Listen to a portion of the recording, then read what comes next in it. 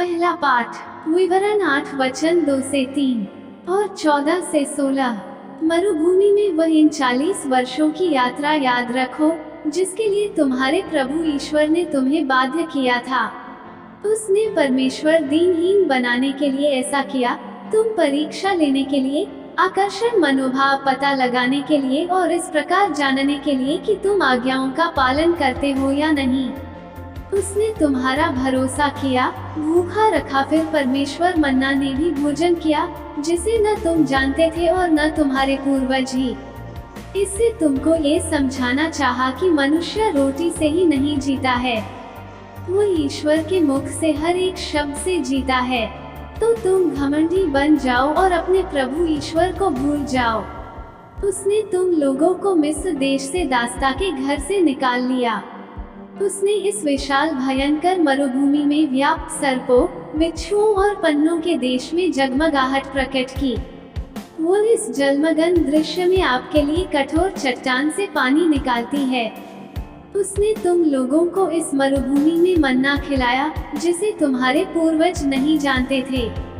उसने तुम लोगों का घमंड तोड़ने के लिए और तुम परीक्षा लेने के लिए ऐसा किया जिससे आगे चलकर ध्यान कल्याण हो।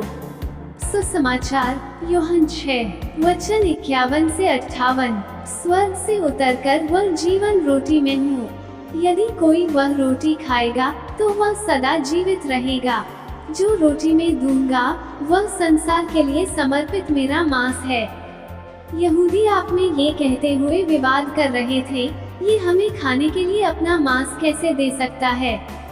इसलिए ईसाइयों ने उनसे कहा, मैं तुम लोगों से यह कहता हूँ, यदि तुम मनुष्य पुत्रों का मांस नहीं खाओगे और उसका रक्त नहीं पियोगे तो किसी को जीवन प्राप्त नहीं होगा। जो मेरा मांस खाता है और मेरा रक्त पीता है उसे अनंत जीवन प्राप्त होता है और मैं उसे अंतिम दिन फिर से जीवित कर दूंगा। क्योंकि मेरा मांस सच्चा भोजन है और मेरा रक्त सच्चा पेय है। जो मेरा मांस खाता और मेरा रक्त पीता है वो मुझ में निवास करता है और मैं उसी में। जिस तरह से जीवन पिता ने मुझे भेजा है और मुझे पिता से जीवन मिलता है, उसी तरह जो मुझे खाता है उसे मुझसे जीवन मिलेगा। यही रोटी है जो स्वर्ग से उतरा है। ये उस रोटी के सदृश नहीं है जो आपके महत्वाकांक्षी ने खाई थी, वे तो मर गए। जो ये रोटी खाएगा वो हमेशा के लिए जीवित रहेंगे। मनन चिंतन। प्रभु यीशु की सबसे चर्चित शिक्षा दुश्मन से प्यार करने, 70 बहाना 7 बार माफ करने की चुनौती, बुरी इच्छा से किसी महिला पर नजर डालने कर व्यभिचार करने या अधिसूचना द्वार से प्रवेश करने से संबंधित नहीं था, बल्कि यूखरिस्ट के बारे में उनकी शिक्षा थी। यही हम आज के सुसमाचार में हैं। जब उन्होंने यूखरिस्ट की वास्तविकता और यूखरिस्ट में अपनी वास्तविक उपस्थिति के बारे में बात की तो यहूदियों ने आप में विवाद करना शुरू कर दिया और उनके कई आवासों ने ये कहते हुए छोड़ दिया कि शिक्षा कठिन है। यीशु ने न तो अपनी शिक्षा को बदला और न ही उसे नर बनाया।